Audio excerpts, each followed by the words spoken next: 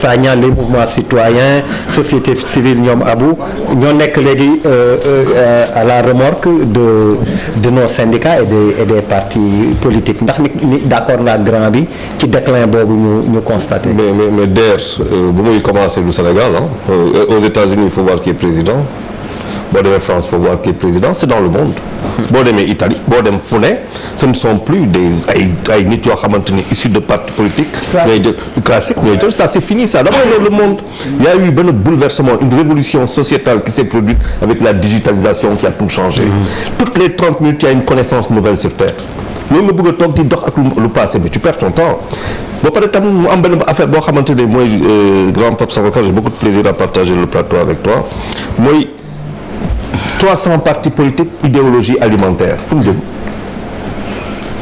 les gens ne sont pas là pour les Sénégalais ñun néew nañu fi pour Sénégalais seen poche lañ fi neel. la première chose da ngay ñëw ñu jox la ay oto ba dugg si biir oto yi c'est li lu mu tudd c'est des vitres teintées dedans c'est des cuirs nga am sa chauffeur ñu jox la oto pour la maison oto pour les enfants et ainsi de suite et puis voilà tu as des prestiges extraordinaires ba pare au bout de quelques années nga tu te retrouves avec des immeubles un peu partout des villas donc ça veut dire qu'aujourd'hui Birima n'est pas d'accord avec ce que tu dis. jox la oto jox say doom jox say nangam amatul ci réew kan moo fi am. bàyyi ko mu eggali kan.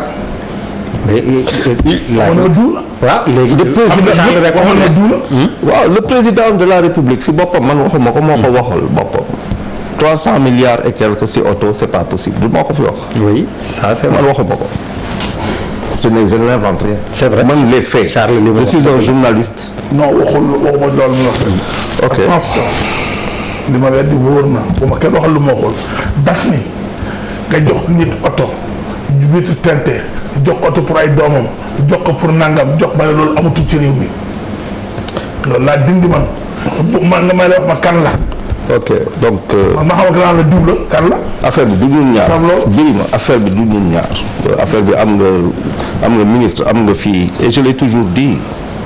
il faut qu'on repense la politique dans notre pays il faut que nous repense l'économie munoo am. il fallait le faire quand tu étais au pouvoir. c'est dommage. waaw tu l'as fait ab ngeen ki opposition. waaw xam nga après tax dinaa si ñëw c'est vrai que Abdoulaye Wade est l'un des plus grands hommes et des plus intelligents de ce pays parce qu'il avait réglé le problème de la grève rien que le port d'un brassard règle tout le problème. xam nga boo taxawoon tey ne population sénégalaise dama bëgg lundi mardi mercredi yéen ñëpp ngeen sol lu weex ba presse internationale ñëpp gis sénégalais yi sol lu weex pour manifester leur désaccord tu commences à gagner des combats tu sais les intelligences elles sont là elles sont très vives. Wade bi nga xamante ne ñoo àndoon ba muy daanu xam noo ko daaneel aussi dama lay wax rek DER. le vrai problème de nos partis politiques. mooy que ils sont finis te xamuñu ko. non ñoom xamuñu qu'ils sont finis dafa am derrière benn nouvelle vague buy poussé. benn bi ca la diaspora boo xamante ne des gens éminemment intelligents nekk si ay domaines yu am maanaa sonn si jël seen xaalis di ko yónni Sénégal te dara du fa am ñu yoree dëkk bi.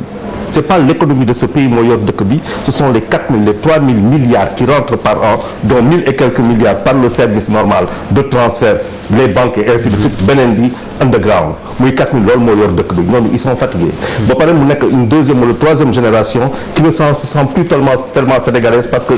c'est des enfants français américains yor mentalité googu donc le pays va forcément changer. il y a une vague boo xamante ni mu ñëw et je parlais de l'idéologie alimentaire. mais nañu xoolante tous ces jours si lu ñuy wax les hommes politiques yoo xamante ne doon toog di wax mais ils ne parlent que d'aliments. et pour eux. oui. quand un problème comme l'électricité se pose ñun ñuy toog di wax électricité aucun parti politique ça c'est un débat qui ne l'intéresse pas on ne dit pas aux partis politiques de s'attaquer au gouvernement mais il faut s'asseoir peut-être voir avec le gouvernement am na problème boo xamante ne xëy na am nañ ko parti politique yi wax si opposition ak pouvoir ñu xool comment on peut solutionner ce problème-là si tant est que le Sénégal forcément paye parce qu'on a des rendez-vous il faut que ñu waxante si biir on a les Jeux olympiques qu'on va organiser avec ban xaalis lañ koy organiser fa la ñuy jël xaalis boobu ce sont les gens qui vont venir nous donner des milliards pour qu'on construise des terrains. on a un bateau qui est là que boo xamante ne il y a au port il y a un monsieur Sawala Cissé boo fi ñëwoon il a fait un excellent papier qu'il faut lire mais comment ça se passe dañ ko prêter wala dañ ko louer et ainsi de suite il y a tellement de choses yoo xamante ne faaw ñu toog ñu wax ko mais l'opposition fa lañ koy xaar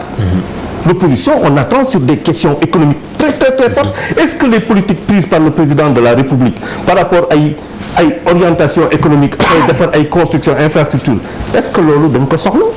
beaucoup de questions légitimes. mais beaucoup de questions la. ñaan naa par lan mooy sa gis-gis ba yàgg Charles laay bañ ngeen ping pong may la ñeneen ñi ñu mos. mais dinaa yegg si ci yow. mais Guy Marius Sagna li muy def nii te ñu ci doon xaar ni may wax. syndicat yi. mais il faut faire quand même la part des choses je pense que quel que soit xeer yi ñuy sànni des fois politiciens yi lu bëri quand même soxla nañu politiciens yi ñu exister soxla nañu parti politique yi muy am alternance ci biir parti politique yi. moi je suis pas trop d'accord si li Charles wax parce que boo xoolee parti yi fi gën a mag seen problème yi gën a mag mooy que ba léegi ña nankoon parti ñoo ko téye bañ ko bàyyi moo tax on n'a pas réussi à peut-être renouveler le PS l'AFP ñi nga xam ne quand même bu président Macky Sall taxawee ànd ak ñoom am nañu parti bu rëy institution yi gën a mag ci dëkk bi muy assemblée nationale muy kii au conseil c'est des institutions yoo xam ne presque dañu leen taillé sur mesure yoo xam ne quand même ñi ko yore ñi ñuy def politique depuis 30 40 léegi oui 40 je ne pense pas que ñooñu jóge nañ fi boo jëlee tey jii ni ki nga xam ne moom moo yore ñu dialogue politique bi politicien la yàgg na ci politique bu Sénégal Famara Ibrahima Sagna presque depuis 30 ans ëpp na ko. voilà exactement donc je pense que jamono toll na foo xam ne aujourd'hui ku ñu mel ni Guy Marius Sagna Fou Malade Thiat bu Y'en a marre keneen ak keneen ñooñu dañuy exister quel que soit configuration yi parti politique yi am parce que jamono moo toll fa mais loolu waruñu pour man danger bi moom mooy que ñooñu seen mission ñu fayir ko bay nekk ñu représentatif bay war a mën a prétendre à diriger quelque chose parce que foofu la problème bi di amee ñi nga xam ne dañ fi nekkal askan wi dañu war a aussi nekk fi askan wi bañ a nekk des opposants yoo xam ne dañu làqu ci société civile bëri na ñoo xam ne aussi des fois quand même tu te poses la question à savoir est-ce que ñii ci société civile lañ nekk wala c'est des opposants parce que voilà c'est des politiciens peut-être yu déguisés pour man parti politique yi pression bi ñu leen war a teg mooy que ñuy renouveler wu parti yi ba commencé nekk ay parti yoo xam ne du ki ko formé moom moo fay nekk pendant 50 ans loolu la ñu war a peut-être xeex mais pour man existence su parti politique yi dafa war a am doole effectivement 300 partis non am na ñoo xam ne dañu ne parti mais c'est même pas des partis politiques voilà donc pour man bu ñu nee 300